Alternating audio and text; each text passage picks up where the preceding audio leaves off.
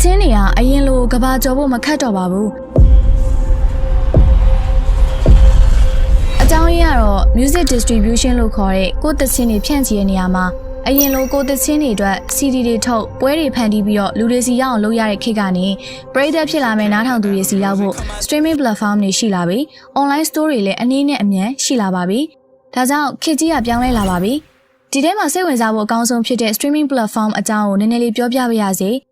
streaming platform တွေဆိုတာကကမ္ဘာပေါ်မှာလူသန်းပေါင်းများစွာအသုံးပြုနေတဲ့ Spotify, Apple Music, YouTube Music ဒီ platform တွေကနေကိုယ့်ရဲ့သချင်းတွေကိုပရိသတ်တွေစီကို digital distribution နဲ့ဖြန့်ချီရတဲ့နည်းလမ်းဖြစ်ပါတယ်။ဒီနည်းလမ်းနဲ့နာမည်ကြီးလာတဲ့ artist တွေထဲမှာဆိုရင် Linux X, Otaro တို့သချင်းကို TikTok နဲ့ SoundCloud နှစ်ခုနဲ့ digital distribution ရဲ့ခေတ်အစမှာ viral ဖြစ်လာအောင်လုပ်နိုင်ခဲ့ပါတယ်။နောက်ပြီးဒီနည်းလမ်းနဲ့ international ကိုဖောက်နိုင်သွားတဲ့လူတွေသချင်းတွေကနေဝင်ငွေတွေအများကြီးရှာနိုင်သွားတဲ့လူတွေအများကြီးပါပဲ